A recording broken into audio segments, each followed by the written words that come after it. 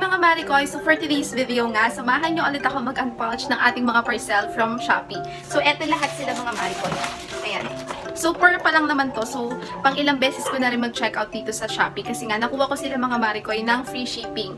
And lahat naman tong mga pinagbibili ko sa Shopee is magagamit naman talaga namin.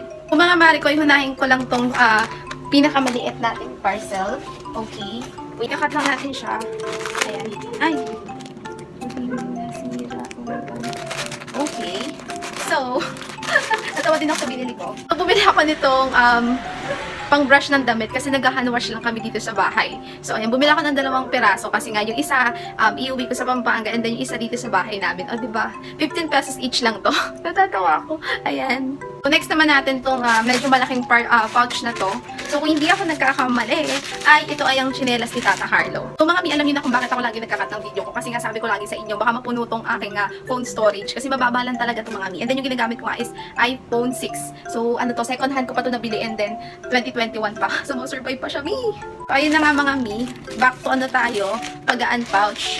So, ito yung tsinelas ni Tatay Carlo. Magkano ko lang din ito nabili. And gusto ni Tata Carlo kasi nga daw, para natatakpan daw yung mga psoriasis niya sa paa. So, parang hindi naman daw siya nahihiya. So, shinare ko na sa inyo, bakit ba?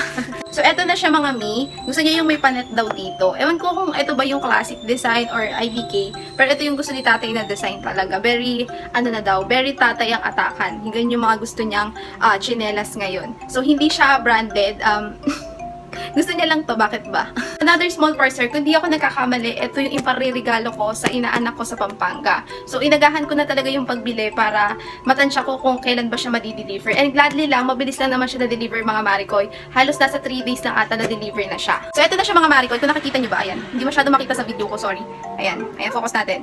So, ito yung mga kitchen set eme-eme. So, pang ririgalo ko siya sa aking inaanak. Maganda to mga mi. Ipa-flash ko dyan sa ating video kung ano yung itsura nitong ano na to, laruan. And perfect talaga siyang pang-gift sa ating mga kids. Kasi imagine niyo bibili kayo sa labas, magkano lang. Magkano pa? Ito magkano lang din to. So, napaka-cute nito and sobrang magi-enjoy yung mga inaanak natin. So, kung di ako nagkakamali, ito yung 14 pieces. So, mga Maricoy, another parcel. Ito naman mga Marico ay toy din. So, kung di ako nagkakamali, ito naman yung 20 pieces nung nauna natin. Mga yung parcel natin mga Maricoy, alam niyo ba, nakuha ko lang to ng naka-sale. So, naabangan ko talaga siya ng naka-sale. Bale, ito, nabubulol ako. Itong item na to ay 20 pieces naman.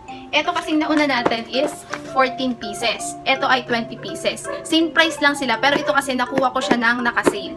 So, yung presyo nito ay nakuha ko lang dito sa 20 pieces. Kaya ayan, sa mga gusto rin mag-check out nito, ilalagay ko yung picture nito kung ano yung itsura nitong mga toy na to. And itong isa na to, itong malaking box, ito naman yung ipareregalo ko kay Madam Hailey this coming Christmas. Kasi nga po, si Madam Hailey, ang birthday niya ay Pasko. So, ayun, kung magbibigay ako sa iba, dapat bigyan ko din yung anak ko. I-ready ko na rin siya para hindi siya, para ma-feel niya yung Christmas, ganon. So, ayun lang for today's video, mga Maricoy. Sana nag-enjoy kayo sa ating pag-unpouch ng mga parcel from Shopee. And sa mga gusto rin mag-check out, link in my bio. So, visit nyo lang po yung profile ko. Doon nyo po makikita lahat ng mga link nitong ating mga pinagbubuksan today. And sana nag-enjoy kayo and follow for more. Bye-bye!